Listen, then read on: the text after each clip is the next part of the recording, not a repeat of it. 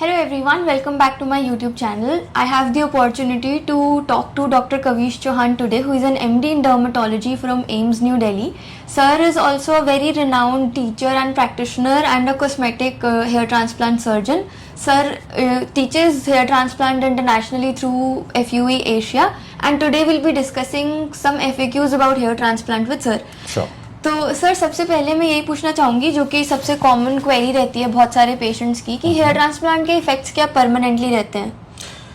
Yes, so hair transplant is a permanent solution for baldness or hair loss, but you need to protect your remaining hair. So the hairs which we plant by hair transplantation, they remain permanent, but to protect your remaining hairs, you need to continue doing the medical treatment. Okay sir, कुछ text books वगैरह में भी लिखा होता है, कुछ online blogs वगैरह में भी लिखा होता है कि जैसे 15 to 20 ईयर्स से ज़्यादा लाइफ टाइम मतलब लाइफ नहीं होती ट्रांसप्लांटेड हेयर की भी, तो वो बात किस हद तक सच है? ट्रांसप्लांटेड हेयर्स मोर और लेस परमानेंट रहते हैं.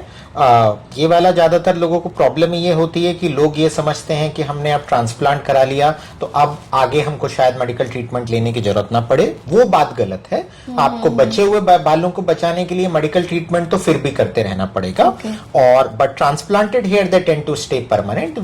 वी हैव डन केसेस जिन्होंने 30-40 ईयर्स पहले काफी ओल्ड टेक्निक से हेयर ट्रांसप्लांट कराया था, and we have seen those cases कि उनके transplanted hairs are still remaining. तो मतलब बेसिकली अगर आप मेडिकल ट्रीटमेंट डिसकंटिन्यू करते हैं तो ही आपके ट्रांसप्लांटेड बालों की लाइफ कम होती है, अदरवाइज वो ऑलमोस्ट परमानेंट हम मान सकते हैं. Yes, so medical treatment is primarily for your remaining hairs. Okay.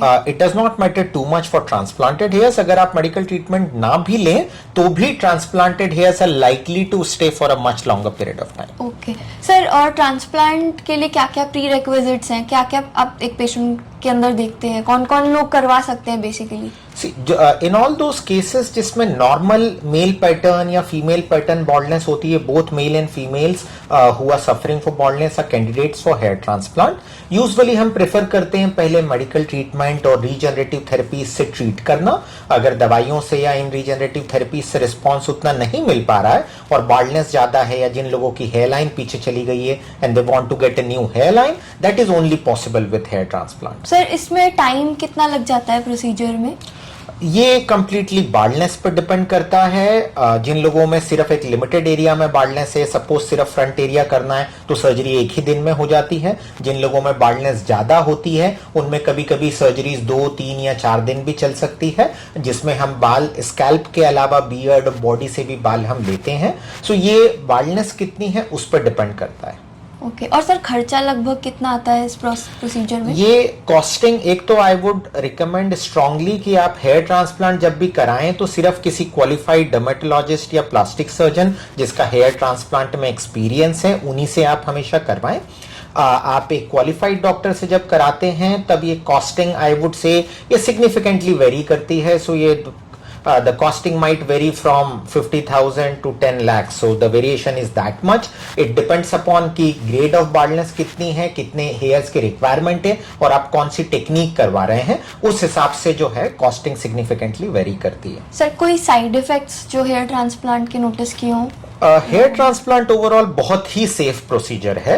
Procedure से रिलेटेड कुछ सिक्विलीज होते हैं. जब प्रोसीजर होता है तब थोड़ी सी स्वेलिंग फोरहेड में हो जाती है जो कुछ दिनों के लिए रहती है. कुछ दिनों के लिए पेरेस्थीसिया या नमनेस या सुन्नपन रह सकता है, बट कोई भी लॉन्ग टर्म या मेजर कॉम्प्लिकेशंस ट्रांसप्लांट में नहीं होते. ओवरऑल ये काफी सेफ प्रोसीजर है.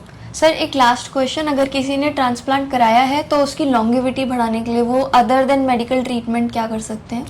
सी इन जनरल वी सजेस्ट कि आप लाइफ स्टाइल वाइज आप एक हेल्दी न्यूट्रिशियस डाइट लीजिए, रेगुलर एक लाइफ स्टाइल पैटर्न रखिए, रेगुलर स्लीप रखिए. In diet you should take more healthy more of fresh fruits and green vegetables, more micronutrients, so that will help you overall in terms of having a better quality of hair. But the most crucial part is to continue medical treatment along with regenerative therapies to protect your remaining hairs. Sir एक last question, जैसे just procedure हुआ है तो 2-3 दिन तक कुछ precautions आप बताते हो? जो भी जब ट्रांसप्लांट होता है तो इन द फर्स्ट 2 वीक, शुरुआत के 15 दिन खास तौर पे ध्यान रखना होता है कि बालों पे किसी प्रकार की कोई चोट न लगे, वो निकले या हटे ना। बट अदरवाइज लॉन्ग रन में प्रिकॉशंस लेने की जरूरत नहीं होती है। जो भी प्रिकॉशंस है सिर्फ शुरुआत के 2 हफ्ते हैं, उसके बाद अब आपका सारा रूटीन नॉर्मली आप कंटिन्यू कर सकते हैं। अगर आप बालों को शेव भी करवा लें या मुंडन भी करवा लें तो भी ये ट्रांसप्लांट वाले बाल सारे वापिस आ जाते हैं। ठीक है, ये वाली तो सर इतनी रखते हैं। एक दूसरी